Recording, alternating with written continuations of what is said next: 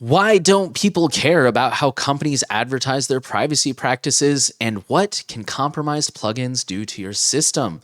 Welcome to the Surveillance Report Q&A for episode 185, where we answer questions from our amazing patrons who keep this podcast going and help keep it free for all of you. If you would like to join the Cool Kids Club, ask us a question, or just be part of that community, you can view and join the questions on patreon.com/surveillancepod. And we only have 2 questions this week, so we'll go ahead and jump right in. Our first one comes from regular David Johnson, who says, why do you think there isn't more widespread pushback against the excuse used by surveillance capitalism communication companies that users' data themselves are not collected, but only metadata is? What are your thoughts on why that isn't more widely opposed? So there's a lot of things that go into this. So with privacy in general, I think there's 2 big issues we run into. One of them is a lack of understanding. There's a lack of understanding on how this stuff works. For most of us watching this, when we see military-grade encryption, we laugh. Most people think that's a good thing. They're like, oh, that's great. That's super secure. It's unhackable. I think there's also a lack of knowledge about how bad things really are. I always cite the example when the Cambridge Analytica scandal was going on. One of the things that was revealed was if you were an Android user, Facebook could access your SMS text messages, like to read them. And I remember asking someone I knew, I'm like, hey, did you hear that Facebook can access your text messages? And she was like, well, yeah, of course. Like I send a message on Facebook Messenger. Of course they can see it. I'm like, no, your SMS messages. And she's like, oh, no, I didn't know that. I think we mentioned this before. It's hard for people to wrap their minds around a company as being made up of individuals.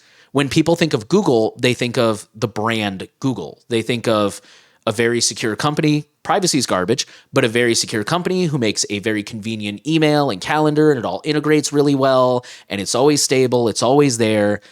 Up until recently, the search engine was really good, so on and so forth. They never stopped to think about the engineer at Google who was blackout drunk last night and is probably working with a hangover and may not be writing the best code. And I'm just using that as an example to say that people are people, they have bad days, they make mistakes. Happens to all of us. And there might be somebody malicious and unhinged there who abuses your data. With metadata specifically, I think that really falls under the whole, like, people don't really understand what it is or how it works, and they don't understand how revealing it can be. I don't know. I think that's kind of my big thoughts on why people don't care more about this. The only thing I have to add to it is I've changed my stance a little bit on this. I'm not here to say that metadata collection is good, because it's really bad. If it were me, personally, trying to put myself in the shoes of most people, if I had the choice of either, like, you know, a more naughty photo, if a company was able to see the photo versus the company maybe having a good possibility of knowing I sent a photo, I would probably pick them possibly knowing via metadata instead of having the actual photo. And I think there's many other contexts. We can probably find a ton of examples where the metadata might be worse than the actual thing. But my point is, I think that most people would actually, if they had to choose between the 2 of them, pick the current situation we have, which is to have content end-to-end encrypted, but maybe metadata is less of a concern. And under those circumstances, and we look at it as a spectrum, then we're actually not in a bad place in most people's eyes, right? Because the worst case scenario would be they can see everything. The best case scenario is they can't access metadata and they can't access the raw content.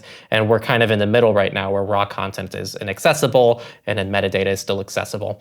So I guess my point here is I think a lot of people might actually be happy with the current state of everything, and they don't really see why better might actually be a substantial improvement for them as well, for the reasons that Nate said. So just kind of a different perspective, I guess. Not defending metadata collection, but personally, I am at least happy to see end-to-end encryption be a lot more popular. But it doesn't go far enough in a lot of situations, in my opinion, as well. I just wanted to add real quick, Lady Lucifer left a reply to David Johnson that I didn't include in the screenshot, but in their 2 cents, cognitive dissonance is really a hell of a thing. And I think that is a really good point too. I know, especially for me, because believe it or not, I used to be one of those people who was like, I have nothing to hide. And looking back on it, I realized it came from a place of not knowing what the options were. Once I learned about Michael Basil was my introduction to the privacy community. And once I started listening to his podcast and I learned about Proton and Signal and VPNs, like actual VPNs that are good, like once I started learning that there were actually options out there, it was really empowering. A lot of people just don't know there are options, or they don't know what options are good. I think that's a big part of it too, is people have just kind of thrown up their hands and given up because they think that their only choices are either post everything publicly on the internet or just go live in a cabin in the woods. I think they're saying partly of what you're trying to say, but I think what they're trying to say is a little bit more on the nose here, because they're saying that it's people actually are aware of surveillance capitalism. The cognitive dissonance is the fact that they are internally aware of this, but they're choosing to not do anything about it. I think is because it's uncomfortable. They don't want to kind of grapple with that. They even use the example of how the Western world gets mad at other countries who eat horses and dogs, but don't think about the animals that we eat for dinner. And I think that's what they're trying to get to as well. It's like maybe a lot of people are aware of the issues. They just make up excuses and ways to justify the way that they are living to not deal with the problem. Banana, how much damage could result from a compromised plugin? Say Thunderbird, or in my case, Obsidian, the note-taking app. Would the contents of the program be in jeopardy only, or is my entire computer network potentially at risk? They're pretty much asking because they have 33 plugins and they're a little bit concerned about it, and I don't blame you. So I think it's going to really, really depend on the context and the implementation of the plugins as well as the extension. To give you the context of maybe something like a browser, in most situations, your browser on most operating systems is going to be sandboxed from something else. And as long as your browser doesn't have crazy permissions, there's also a permission system within the browser to prevent extensions from being able to do too much damage. And so theoretically, on a modern browser, a completely nefarious extension that you give full access to will probably be able to see everything you do on every website. Not good. But as far as I know, someone please correct me if I'm wrong, it won't be able to, let's say you have Signal installed on your computer, it won't be able to read your Signal messages. That's the only thing I can think of. Because even to give you a little bit more context, if you install like a proxy, I know there's a lot of proxies and stuff like that you can install through your browser. Those, to my knowledge, only work within your browser. They have no way to proxy all of your computer's network traffic.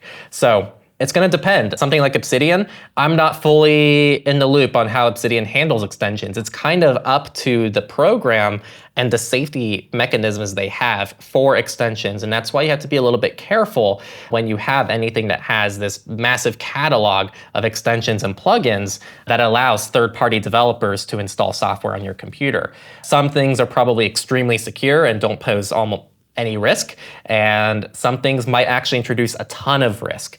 I'm not familiar with Obsidian particularly, but I'm sure that, as always, if you can reduce the number of extensions you have and make sure you get trusted extensions, you're going to significantly reduce your attack surface, which is almost always a good thing. I'm sure, though, that Obsidian has documentation that you can look into to see if there are any safety mechanisms. And while Nate's talking, I'm going to see if I can find anything quickly. I just have two thoughts. The thing with these what if questions is the answer is it's probably potentially as bad as you think. Because okay, quick question. Could you survive jumping out of a plane at cruising altitude without a parachute? Multiple people have. It's not going to be a good time even if you do survive, and you're probably not going to survive.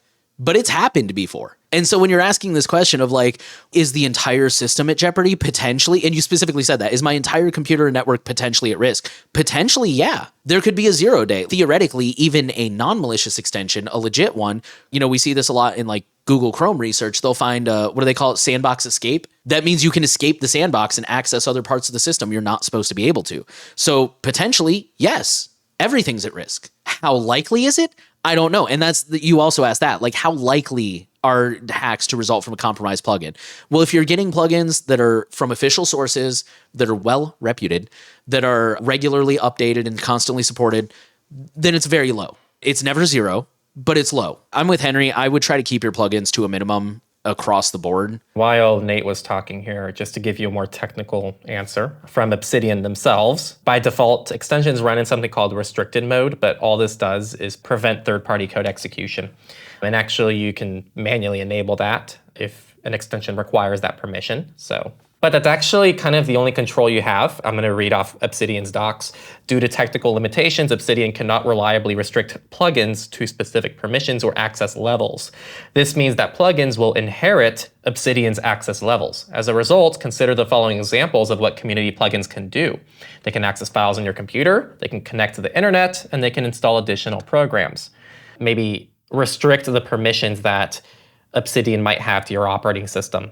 If you're using something like Flatco on Linux, that's pretty easy to do. If you're using something like Mac OS, that's pretty easy to do. If you're on Windows, I don't know what to tell you. The program can do kind of whatever it wants to do on Windows. That's just how Windows works.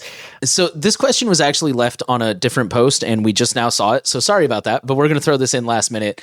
And this comes from Parker. In your personal life, do you ever talk about privacy, for example, with friends, family, colleagues? If you do, what is the conversation usually like? I personally have found it to be a tough topic. Whenever someone finds out I'm into privacy, they often react as if I've told them something crazy. I've never preached or talked much about privacy, yet I still feel like I have to tone it down anyways.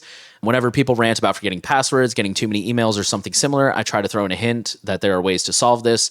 However, even then, I still sometimes get crazy looks. What are your experiences with these situations and how do you handle them? I do talk about privacy a lot. Here's the funny thing. People make fun of you until they need you. I'm so not trying to sound arrogant, but it's true. I think you're kind of doing the best you can just from the sound of this post, from what you're telling us. It's like, I wouldn't make it your sole identity. That's definitely a great way to drive people off. And that's true of anything, for the record. I think you are going to get some jokes no matter what. That's just kind of inevitable.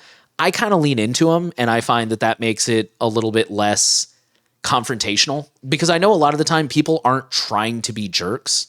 At least a lot of the people I run into, it's just people try to be funny. But other than that, I still talk about TV shows and movies I've watched. I talk about video games I play. I talk about, restaurants we went to over the weekend, things like that. So again, it's like, it's showing that I'm a well-rounded person.